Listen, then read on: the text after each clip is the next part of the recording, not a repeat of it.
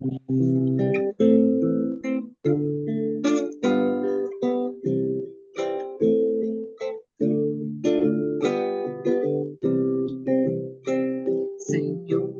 da paz, da bondade, se estamos perto de ti, vivendo a fraternidade, bom é estarmos aqui.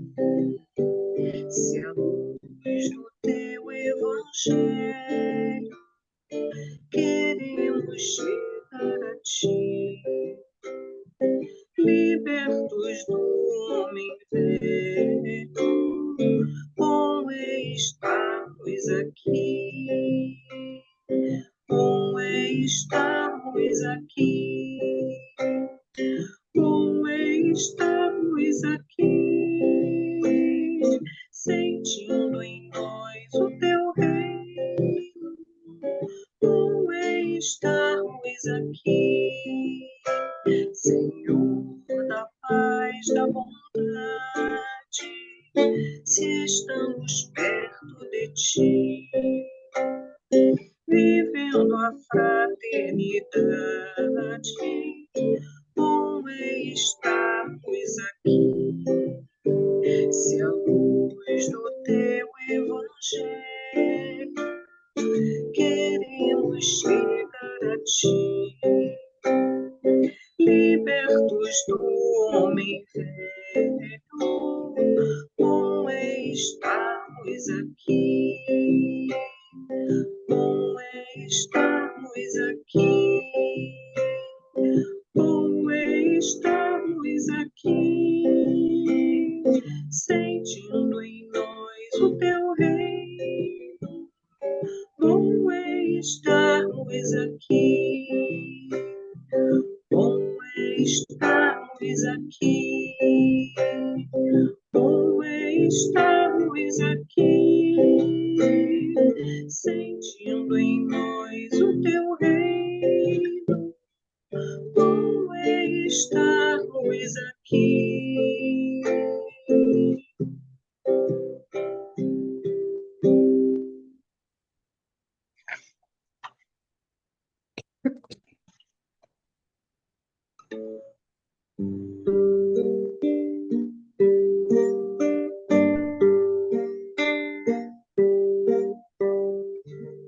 O mais longo caminho, confia, luta e ama, mantenha acesa a chama do teu ideal. Não tem mais o mal, só o bem permanece. Conduz sempre teus passos aos clarões da prece.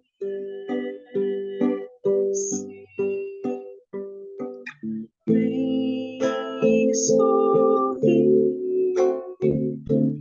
vem cantar, deixa a esperança te agasalhar. Vem cantar, vem sorrir, que novo dia vai surgir. Recebe com alegria a dor que te renova, porque a tua prova é tua euforia. O teu pranto é luz, erguendo a luz celeste. Se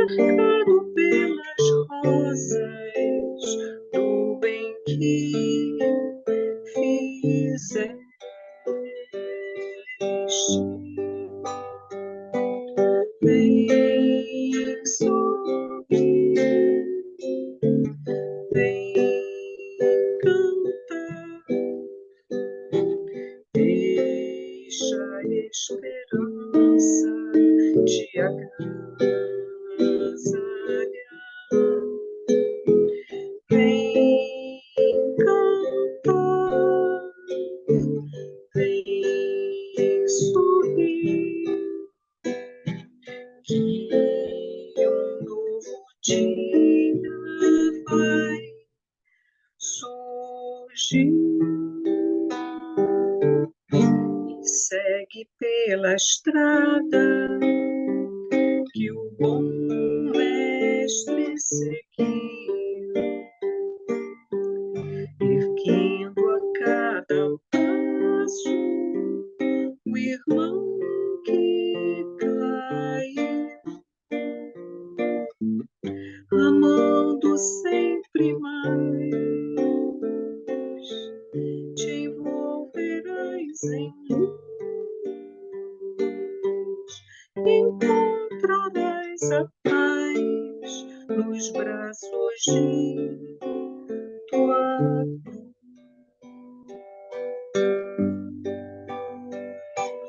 Vem sorrir,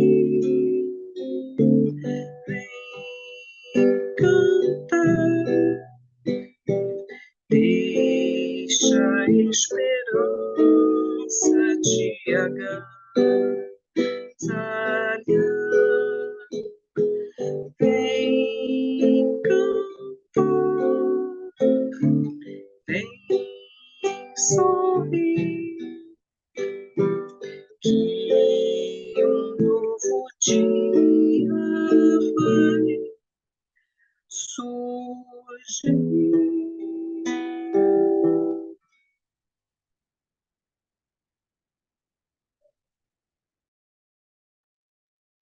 Bom, gente, boa noite, sejam todos bem-vindos. Vamos começar nosso grupo de estudo. Eu vou pedir ao João para fazer a nossa página de abertura e a prece.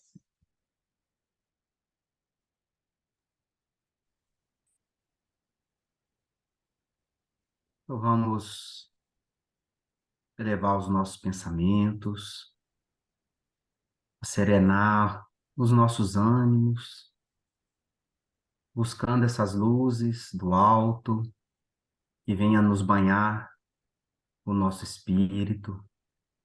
Muitas das vezes o nosso corpo cansado, mas é com muita alegria, com muita gratidão que agradecemos a Deus, nosso Pai de amor, ao nosso amado Mestre, divino amigo Jesus, por essa bênção de estarmos aqui reunidos, nessa bênção do estudo, que tanto nos esclarece, nos consola, nos traz entendimento e compreensão, mas que acima de tudo, querido Jesus, essas luzes do seu evangelho de amor possam encontrar em nossos corações abrigo e ali, de portas abertas, recebê-las, essas bênçãos, esses entendimentos, que nos fortalece, que nos encoraja, que nos traz bom ânimo, esperança, que possamos sair da superficialidade,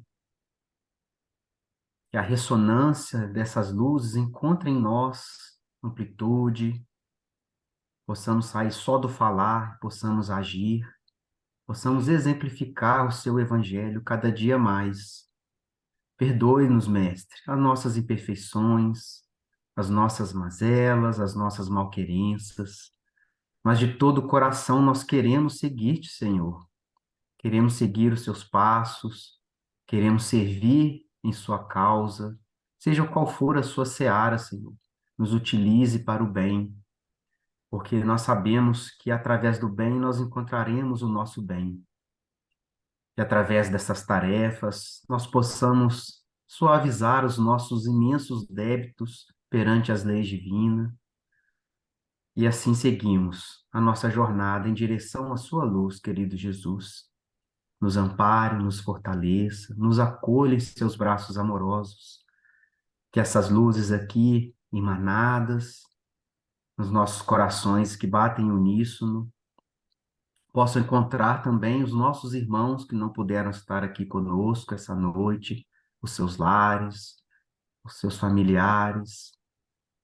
E abençoe também os nossos irmãos desencarnados que acompanham esse estudo, que possamos aqui doar as nossas melhores vibrações, que eles possam se beneficiar, se regozijar em estar aqui conosco. Gratidão, querido Mestre, hoje e sempre, que assim seja.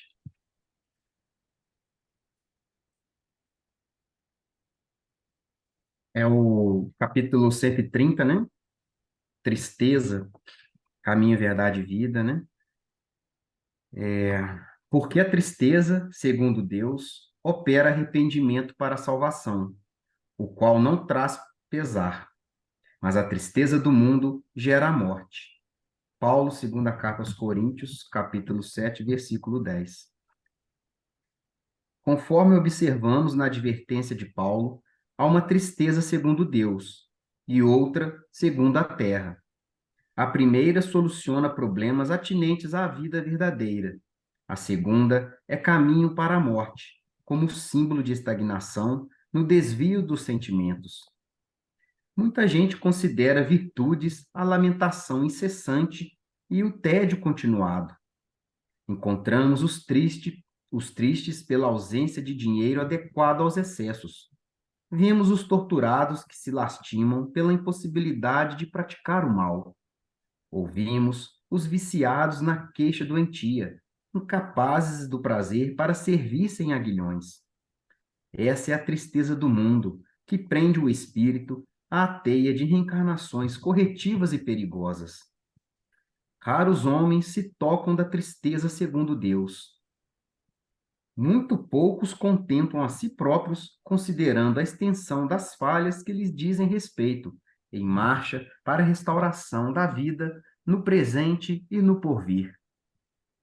Quem avança por esse caminho redentor, se chora, jamais atinge o plano do soluço enfermiço e da inutilidade, porque sabe reajustar-se, valendo-se do tempo, a golpes benditos de esforço para as novas edificações do destino.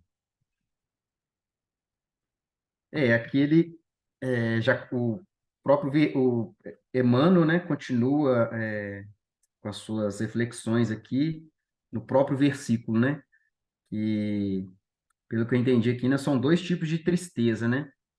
Tem a tristeza que a gente sente buscando Deus, né? A que a gente sente através de Deus, e as tristezas as tristezas do mundo, né?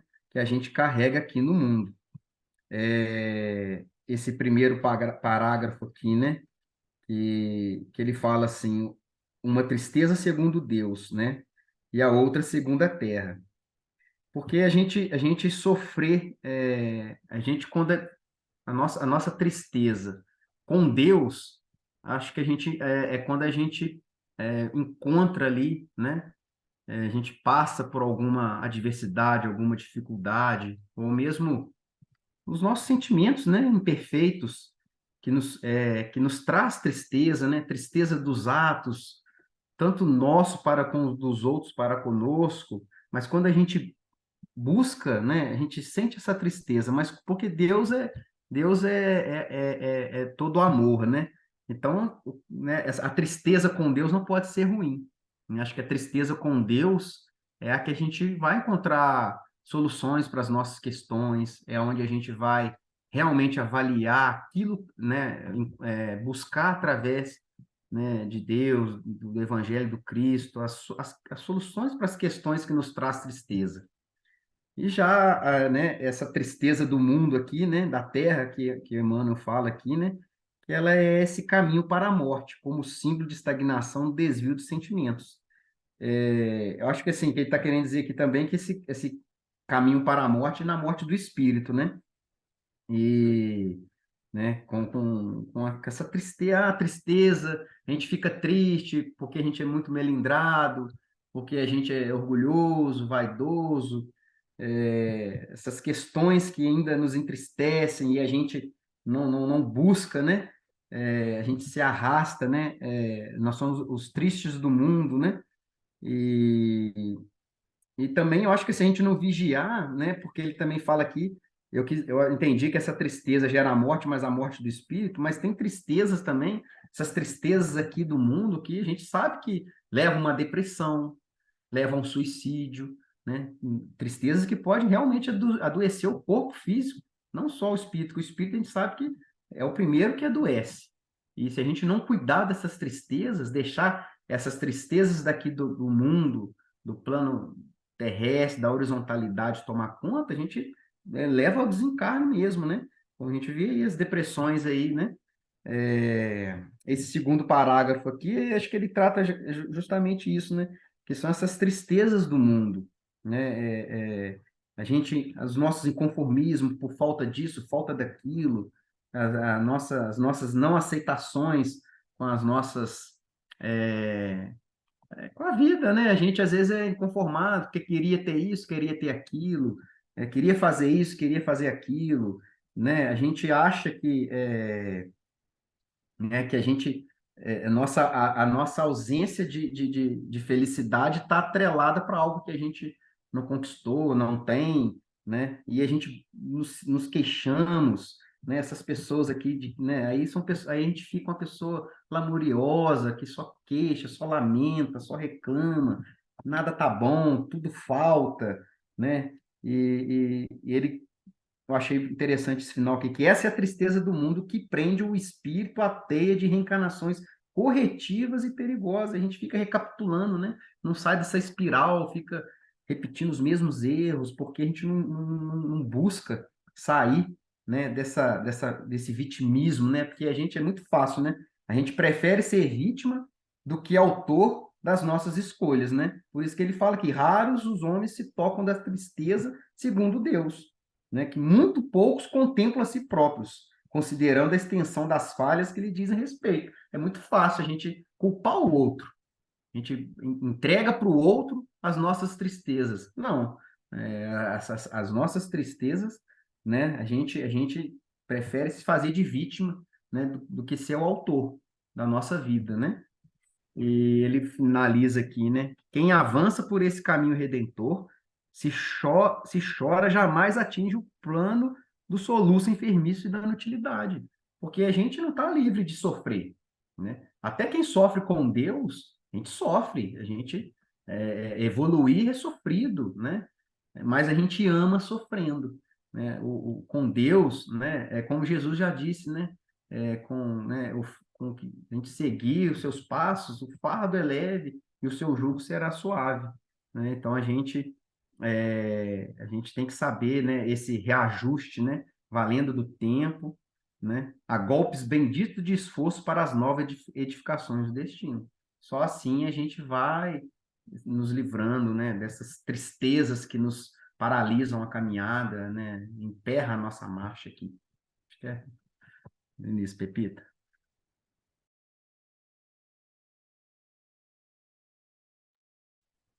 É muito simples, não é, gente? A tristeza, quando ele diz segundo Deus, é quando a gente entende a dor ou entende as adversidades como um processo de construção. Então, nós utilizamos isso muitas vezes como uma medicação para a alma, como um antídoto para nos proteger de determinadas situações. E aí a gente consegue produzir. É como a semente que você vai jogar à terra e ela vai passar por aquele processo difícil, doloroso, em que ela tem que rebentar, para brotar, para vencer os obstáculos e alcançar a luz, mas é um processo de renascimento, é um processo de vida. E essa outra, ele vai dizer que é aquela tristeza em que a gente fica triste porque os nossos caprichos não foram atendidos, porque os nossos desejos, muitas vezes perturbadores, não conseguiram êxito, porque queríamos.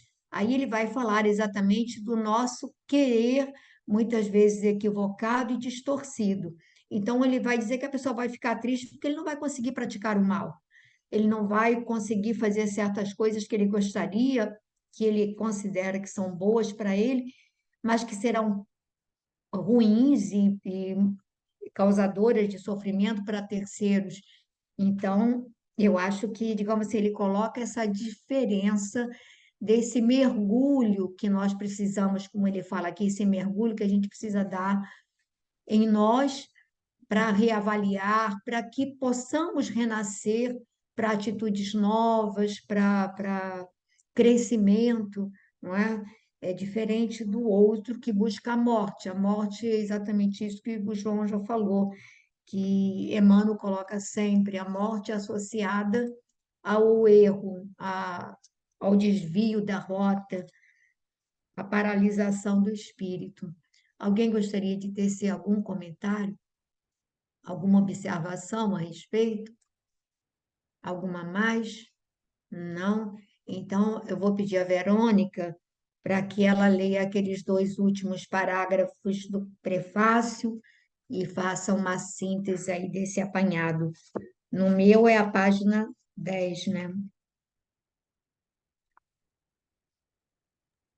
Os dois últimos parágrafos, né?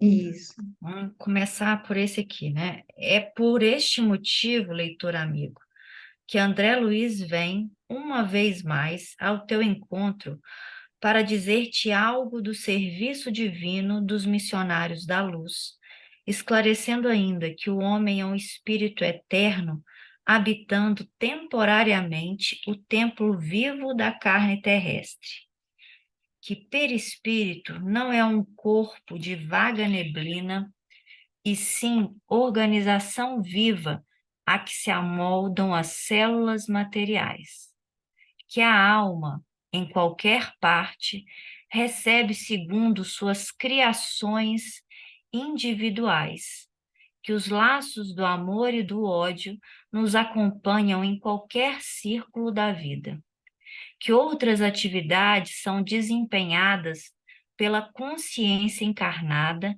além da luta vulgar de cada dia, que a reencarnação é orientada por sublimes ascendentes espirituais e que, além do sepulcro, a alma continua lutando e aprendendo, aperfeiçoando-se e servindo aos desígnios do Senhor, crescendo sempre para a glória imortal a que o Pai nos destinou. Se a leitura te assombra, se as afirmativas do mensageiro te parecem revolucionárias, recorre à oração e agradece ao Senhor o aprendizado, pedindo-lhe que te esclareça e ilumine, para que a ilusão não te retenha em suas malhas.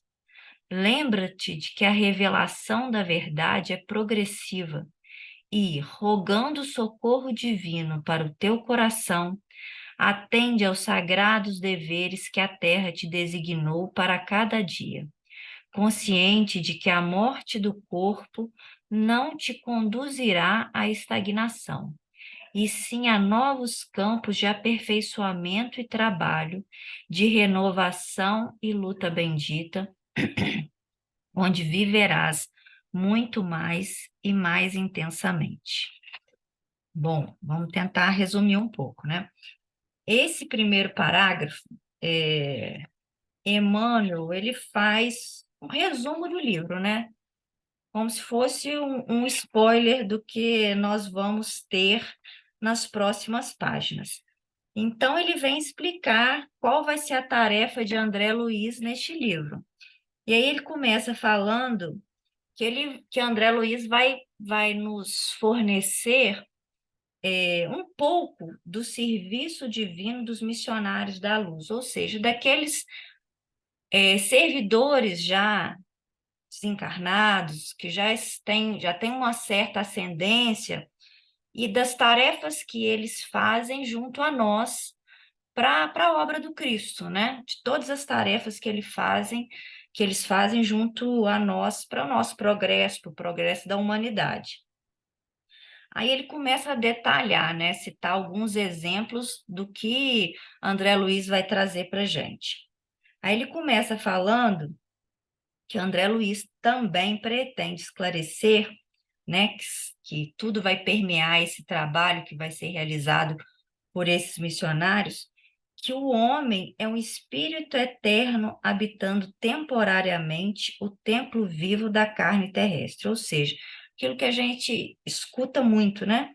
Que somos espíritos habitando temporariamente um corpo material, um corpo perecível, e que somos espíritos eternos, né? E depois, perispírito não é um corpo de vaga neblina, e sim organização viva.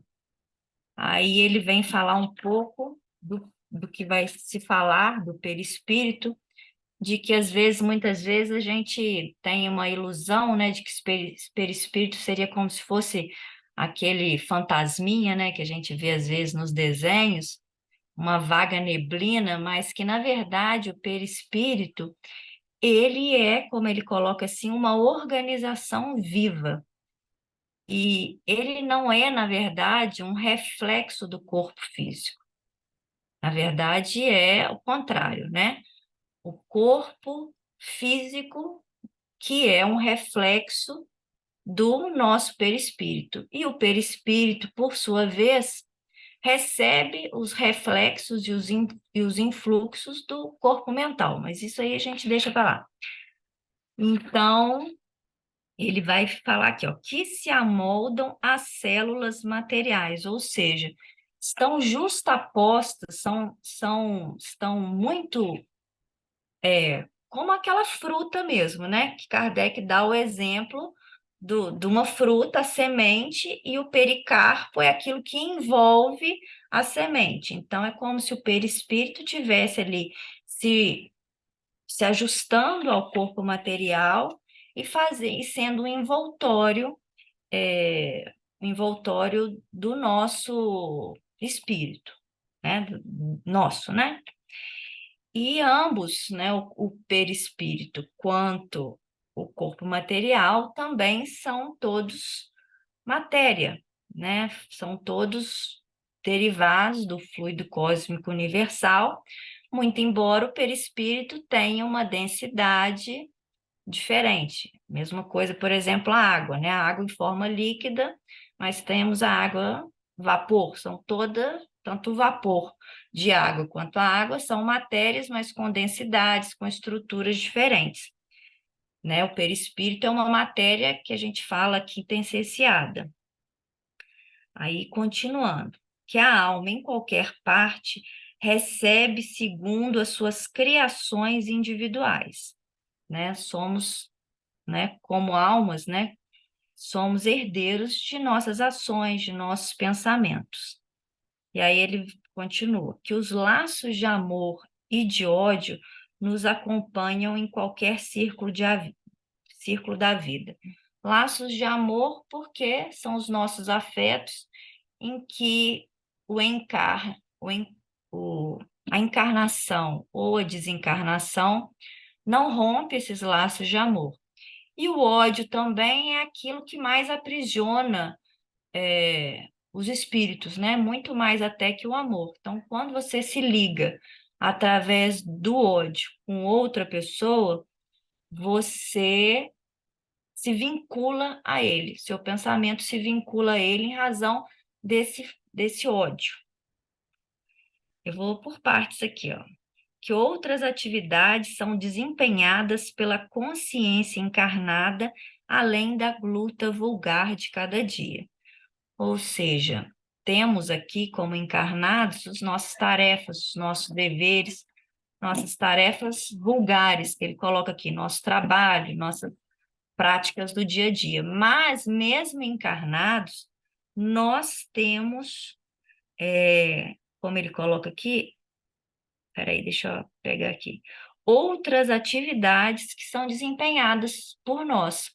No caso aqui, ele está falando das atividades que, mesmo encarnadas, a gente desenvolve no plano espiritual, tanto em nosso benefício, quanto também em nosso malefício, né? As ligações espirituais que fazemos, os encontros que fazemos quando nós estamos dormindo, quando não estamos no estado de vigília, e tecemos inúmeras, fazemos inúmeras, vamos dizer aqui, atividades, que eu não sei se é uma palavra adequada, mas que temos atividades que fogem àquelas do nosso campo material, né? Que muitas vezes a gente pode achar que a nossa atividade aqui, como encarnados, é exclusivamente material e não é.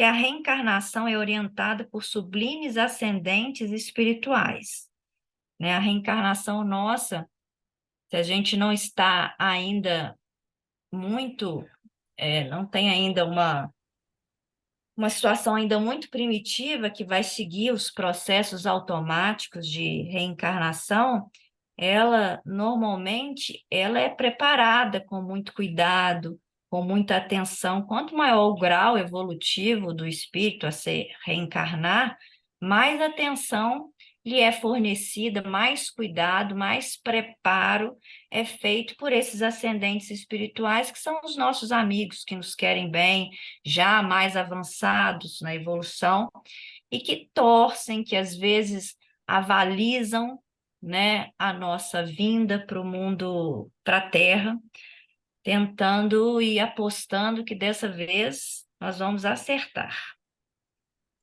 E que além do sepulcro, a alma continua lutando e aprendendo, aperfeiçoando-se e servindo aos desígnios do Senhor, crescendo sempre com a glória imortal a que o Pai nos destinou. Nós temos um fim que é inexorável, né? Que é a nossa perfeição, a nossa evolução. Quanto a isso, nós podemos retardar, dificultar, mas é inexorável. Então, ele fala aqui que não vai ser a morte do corpo, né? O simples fechar dos olhos da matéria que vai fazer com que suas lutas, que os seus sentimentos, às vezes os nossos vícios, as nossas dificuldades cessem, né? Iremos continuar com as aquisições que já fizemos e com as dificuldades que ainda carregamos. E aí, por fim, o último parágrafo, ele vai falar, né? Na época também era 1945, André Luiz estava descortinando a vida no mundo espiritual ainda, né? Terceiro livro ainda. As pessoas ficaram muito assustadas, algumas pessoas não acreditavam, né? Até os próprios espíritas. Então, ele fala o seguinte, que algumas ideias podem parecer revolucionárias, algumas ideias você pode até não aceitar, né? Não tem problema nenhum, nem é bom que se aceite só porque está lendo. Mas ele fala o seguinte: recorre à oração e agradeça ao Senhor a possibilidade do aprendizado, que com o passar do tempo você vai receber de forma gradativa as elucidações necessárias e o entendimento também. Como ele coloca aqui, para que a ilusão não te retenha em suas malhas, ou seja, para que a ilusão do mundo material, de que vivemos apenas uma vez, temos que aproveitar tudo isso aqui, como se tudo acabasse, não retém as nossas possibilidades de crescimento. Que a revelação é progressiva, então por isso que ele vem esclarecer. Muitas coisas não tinham sido esmiuçadas na obra da codificação, mas veio a obra de André Luiz ali para subsidiar aquilo que Kardec não tinha falado aos detalhes, né? Rogando socorro divino para o teu coração. Atende aos deveres sagrados que a terra te designou a cada dia, né? Cumpre o seu dever, né? Essa é a tarefa principal, né? Que Emmanuel fala, que Chico perguntou para ele assim, como acertar? E Emmanuel respondeu para ele, cumpra o seu dever e mantenha a consciência tranquila. O resto você entrega para Deus. Então, assim, o difícil é entregar, né? E cumprir o dever fielmente também não é muito difícil, não é muito fácil, não. Mas essa é a recomendação, né? Consciente de que a morte do corpo não te conduzirá à estagnação, ou seja, nós não vamos morrer e descansar em paz, né? Porque as pessoas falam muito isso, descanse em paz. Às vezes não vão encontrar descanso nem paz.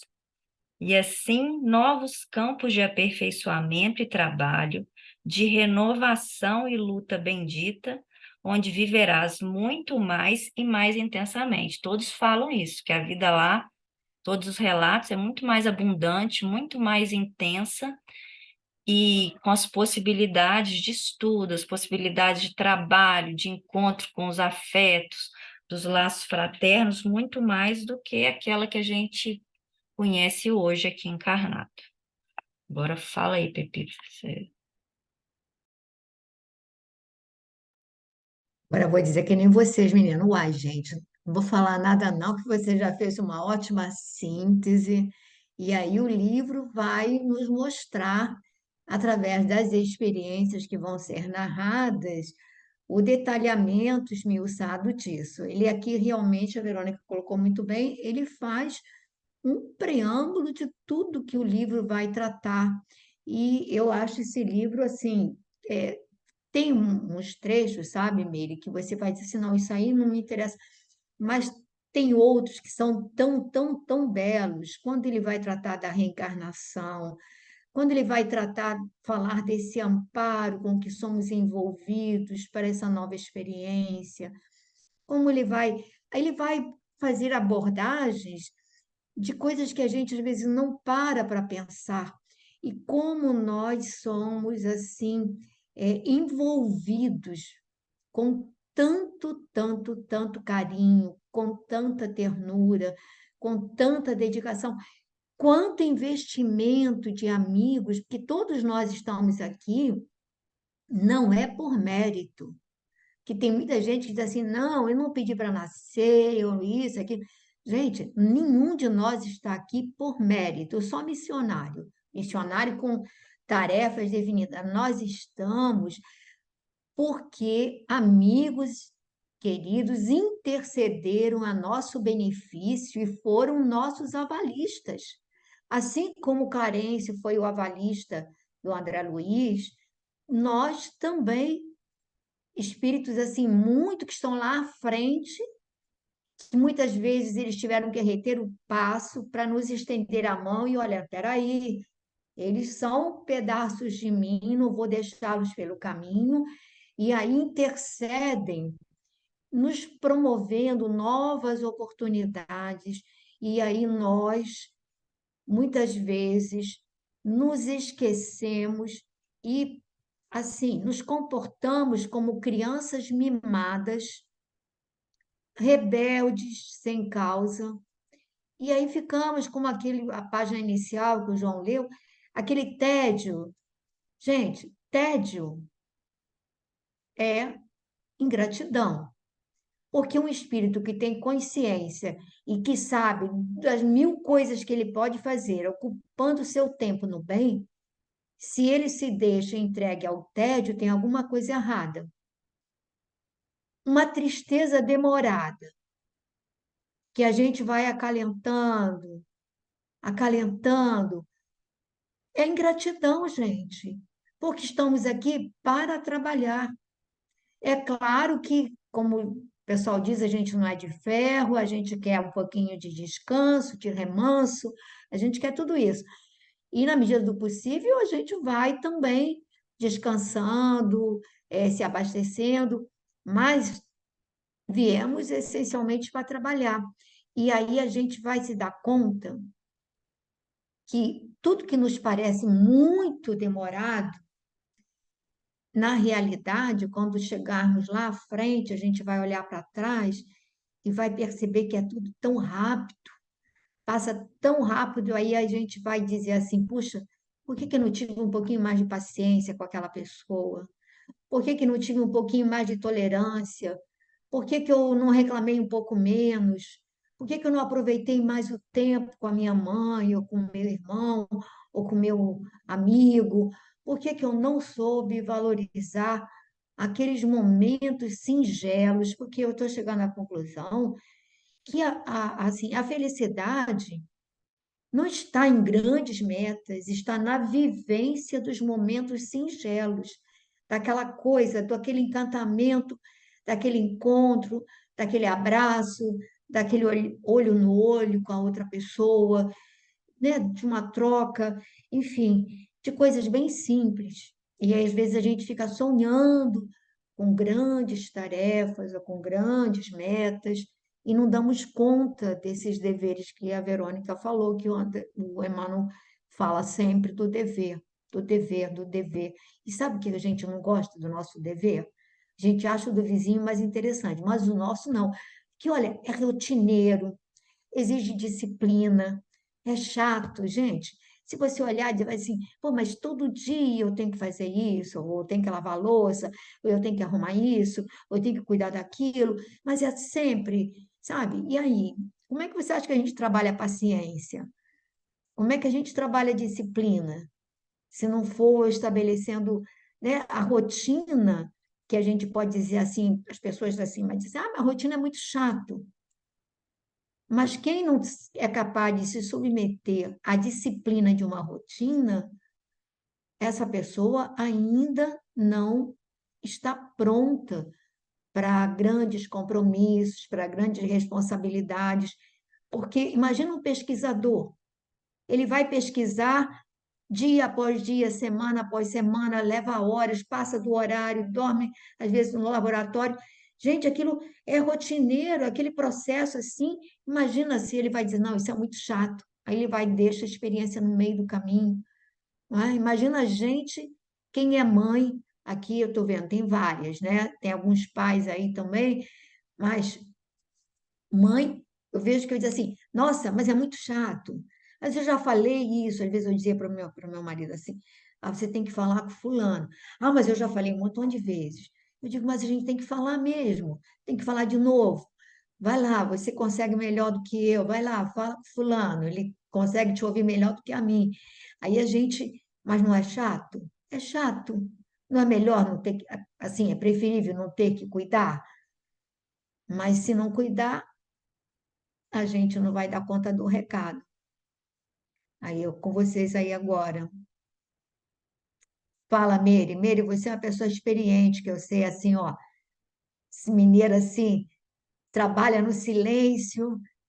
Vai Não, lá, ó. eu tô encantada com isso, tudo que você falou aí, Pepita. Não tem nada para acrescentar. O tédio, a ingratidão, olha a grandeza disso que você falou, entendeu? Nossa, e o dia a dia de todo mundo. Nossa, achei que você falou aí, brilhou Que para mim, isso, Meire? Pelo amor de Deus, não falei nada brilhou demais, falei o que eu todo dia. É porque para a mim, gente você fica falou o que eu queria esperando. ouvir. É muito bom, gostei demais. Você falou simples e falou muito, falou tudo, entendeu? É isso aí, gostei mesmo. É de uma maneira da gente valorizar as tarefas de todo dia, né, Glorinha? Tudo por tudo, né? É, pessoal aí que tem assim mais Ana também, né? A Ana que está lá todo dia, né? Não é? Todo dia. Gisele, que já é avó também, pode dizer, né, que a gente não é fácil, né? Rotina não é. Eu sei Mas que, por eu exemplo, acho que você colocou aí uma coisa muito importante, né? Porque é a rotina realmente que nos dá, né, o aprendizado, a experiência necessária para a gente ir galgando depois aí, recebendo missões, vamos dizer assim, mais amplas, né? Então, eu particularmente, eu sinceramente, eu comento muito isso aqui em casa, até, né, nossas conversas com o João. Até hoje, assim, eu tenho até um pouco de medo, porque eu fico pensando se eu estou sendo preparada para algo que vai ser realmente da pesada na próxima, porque essa eu acho até tranquilo. Não posso nem me dar assim, nem falar assim, porque para mim ser mãe, ser avó, essa coisa do cuidar do lar, da família, para mim é assim algo muito precioso que eu faço com muito prazer. Eu falo que eu vim já com essa como é que fala? Essa maternidade, né? Muito forte em mim, porque eu falei, meu Deus, eu tive vontade de ser mãe, eu quis ser mãe aos 18 anos. Quem que quer ser mãe aos 18 anos hoje? A minha filha mais nova agora fez 18 anos. Então eu fico pensando, né? Na idade dela, eu já estava casado e já estava querendo ser mãe. E fui mãe, né, jovem, e aquela mãe que quis cuidar. Eu nunca quis deixar na mão de ninguém, eu não conseguia, sabe? Eu queria acalentar muito. Tanto que foi na Maria Clara que eu me realizei mais. Que eu amamentei Maria Clara quase 3 anos. Eu tinha um prazer imenso naquele ato. sabe? Era uma coisa assim que eu fazia com tanto amor. Então, foi muita realização, né, nessa parte. E eu acredito, eu me vejo futuramente cada vez cuidando mais de crianças. Eu já falei isso com vocês, né? Como que eu gosto disso? Então, eu me imagino no plano espiritual cuidando de crianças. Eu falei, um dia quero conhecer Meimei, a irmã Clara, né? Que é um dos livros do André Luiz menciona, naquelas instituições, cuidando daqueles espíritos que às vezes retornam ao plano espiritual ainda na fase infantil e permanecem lá assim, né? Como é o caso do Júlio, né? Naquele livro, qual que é o que tem o desencarne do Eu acho que Júlio? é Entre a Terra e o Céu. Que tem o desencarne do Júlio, né? Ele desencarnou ainda criança, sentindo aquelas dores. Então eu fico assim, né? Algo muito forte. Você falou que tem 5 filhos e é meus planos. Eu falei, não, na próxima eu quero ter mais. Foi pouco, 2, eu queria mais, sabe? Essa coisa, né? Muito forte. Mas outra coisa só que eu queria colocar aqui, que repita, que me chama muito atenção, um assunto que sempre me chama muita atenção, que eu gosto profundamente, que é quando fala de perispírito, sabe? Eu acho um assunto tão fascinante que sempre que eu tenho um livro, até uma vez João já leu também, né, João? A respeito do perispírito. Ele é todo só sobre perispírito, sabe? Então eu teria que olhar o nome dos autores, mas foi um pessoal que trabalha com mediunidade e que com as experiências daquele grupo mediúnico, né? Eles fazem relatos muito interessantes a respeito do perispírito, né? Que eram percebidos, né? Situações que eram percebidos naqueles espíritos que se comunicavam ali e tudo. E recentemente, preparando até uma aula de evangelização, o João também lembra disso, que na época a gente estava preparando a aula junto, que a gente viu num livro da Eigorina Cunha, você conhece? Que ela foi Conheço a da Gorina Cunha. Eigorina Cunha. Ela foi contemporânea ali do Chico, né, uma época, e ela também fez, encarnada também, ela fez, assim, viagens, né, como fala? A nosso Astrais. lar, né, viagem astral, como é que fala? Desdobramento. Desdobramento, em desdobramento, e ela foi levada lá, o que diz que é raríssimo, né? Muito difícil um espírito conseguir chegar a tão longe assim, encarnado. E ela descreve, e na época não tinha nada disso, essa tecnologia, então ela faz desenhos, né? Ela foi desenhando o que ela viu lá. As mesmas que o André Luiz narra no livro Nosso Lar.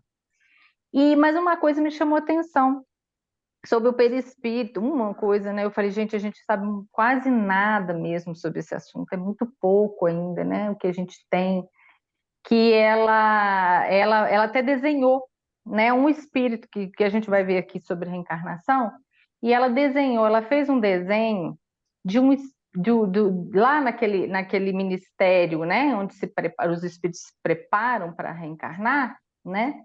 É, ela viu lá um espírito dentro parecia uma cápsula.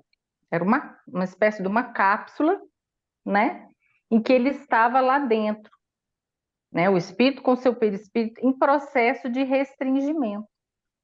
Ele já tinha 1 ano que ele estava dentro daquela cápsula. Olha só, eu achei que tão interessante, né? Porque a gente vai ver nesse livro aqui algumas situações assim, né? Como do Segismundo, eles falam do processo de restringimento, mas que vai ser totalmente diferente. Então, assim, tem muitas realmente situações diferentes. Ela fala em um processo como é que fala? De gravidez, né? Que ocorre lá no plano espiritual, como que se aquele perispírito é restringido e ela engole aquele, Melhor, como que é, né? Não vamos entrar assim Só senão uma a coisa gente assim, foge curiosidade, totalmente do nosso desculpa. projeto, aí a É só porque gente viaja, essa fica questão do empolgado, espírito, viaja um pouquinho, é, né? E a gente assim, vai. porque muita coisa realmente que a gente não conhece ainda e que vai surgir aí, né, durante esse aprendizado. Não, porque eu não sei se vocês já ouviram falar sobre isso. Eu li esse livro da Egorina, mas a gente, digamos assim, porque senão a gente fica às vezes em coisa e a gente viaja um Empolga, né? pouco, digamos assim, foge um pouco do Tá certo. nosso escopo aqui, e aí a gente vai devagarzinho, de acordo com as coisas que vão surgindo, senão a gente também assusta um povo aí, né, Meire? A gente assusta um pouquinho o povo, né? A gente vai devagar, vai Assustou aí, dosando, Meire? vai dosando. Até Não, assustou, assustei não? não. Não, Não, não, assustei. ela só fica assim, ela fica, mas tudo bem. Gente, olha só, temos na realidade 15 minutinhos. É, eu acho que a gente não vai conseguir entrar no psicógrafo, que aí tem a música também. Então, eu queria ouvir de vocês um pouco, né, para também todos terem o direito de se colocarem. Wellington, Glorinha, Ana, seu Antônio, Babi, que não se falaram, que quiser colocar alguma coisa. Olha só, eu fui mãe com 17 anos, 18, 20, já era mãe de 3 filhos e foi Fechou, maravilhoso. Ana. Foi uma maternidade que eu amei, amei, me dediquei assim de corpo e alma ao meu lar, ao meu marido, aos meus filhos. Aí vieram filhos do coração, foi muito gratificante. E depois chegaram os netos, que eu também fiz parte da criação deles, tenho 7 netos. E é uma alegria muito grande poder ser mãe. Eu acho que esse é o maior presente que Deus pode nos dar, a nós mulheres. Me sinto muito feliz. Wellington, João, Glória, Clarice, que está aí escondida. Quer fazer alguma colocação, Glorinha?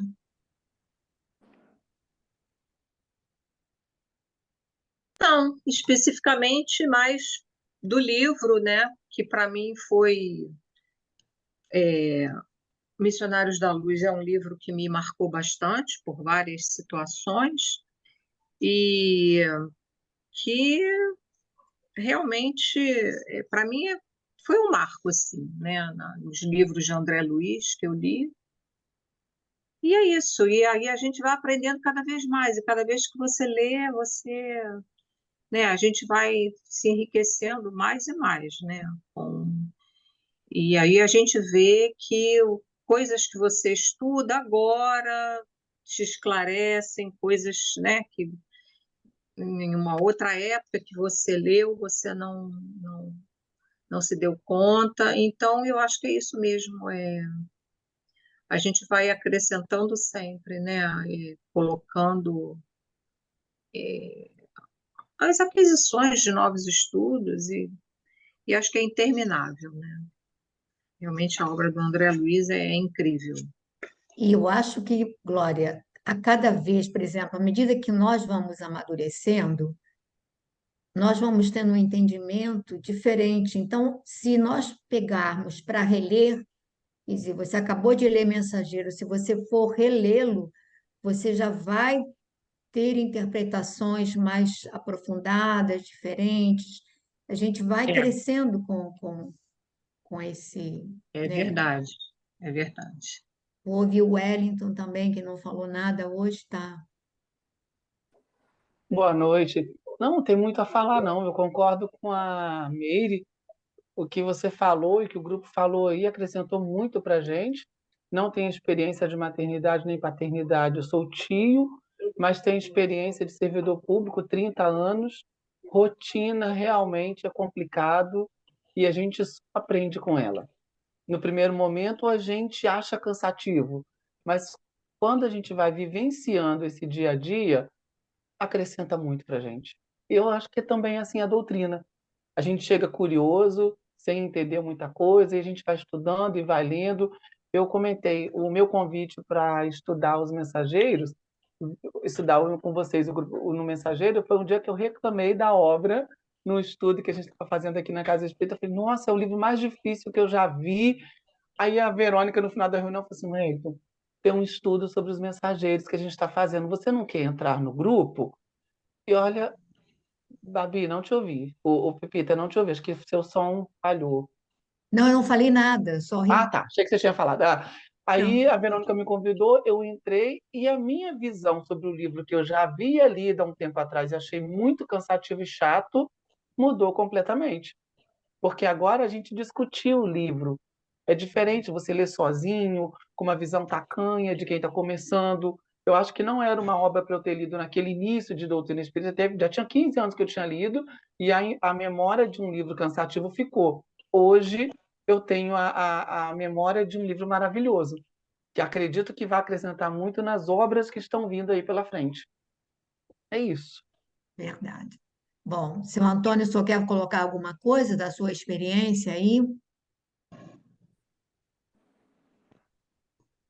A minha experiência foi no começo. No começo, o primeiro livro que eu comprei foi o dos Espíritos. O livro dos Espíritos foi o primeiro livro que eu comprei.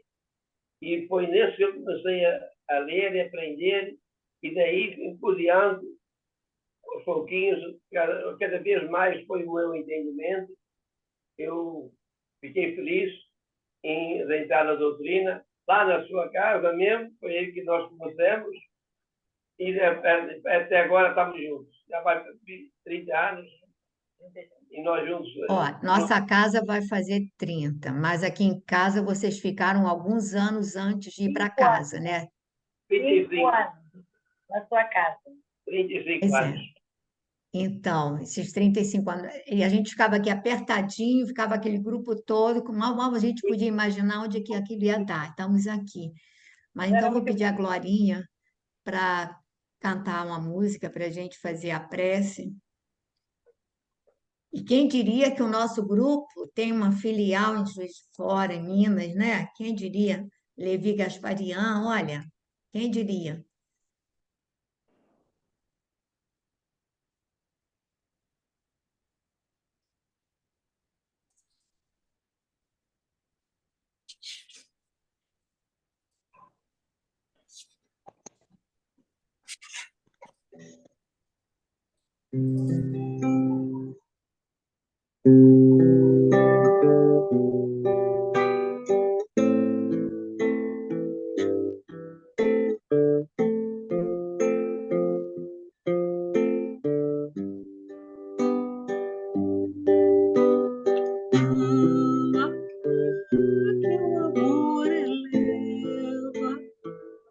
Viverás na terra sem tocar o chão. Ama, afugenta as dores, pensamentos, flores te envolverão. Ama que a natureza e toda a beleza é fruto do amor. Ama que o amor perdoa e o perdão te doa muito mais amor. Ama, pois a lei divina que o mestre ensina é a lei de amor. Ama que o amor eleva, viverás na terra sem tocar o chão. Ama, afugenta as dores, pensamentos, flores te envolverão. Ama, que a canção mais bela é a que revela as notas do amor. Ama, que o amor te espera nas altas esferas para compartilhar. Ama, que o amor te inspira, faz do peito a lira, livre ecoar.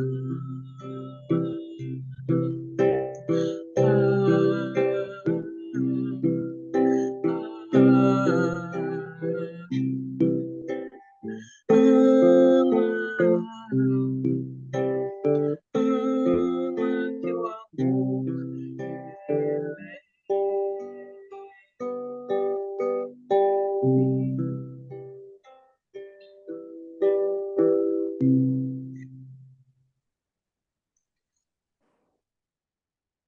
Então, nesse momento, nós vamos agradecer a Deus, vamos agradecer a Jesus pela oportunidade que nos foi concedida, com esse templo de carne que nos acolhe e nos possibilita as experiências desta encarnação. Vamos agradecer pela família que nos recebeu, que os nossos pais, onde quer que se encontrem, sejam envolvidos pela nossa gratidão, pelo nosso sentimento de reconhecimento e de ternura por tudo que eles nos ofereceram.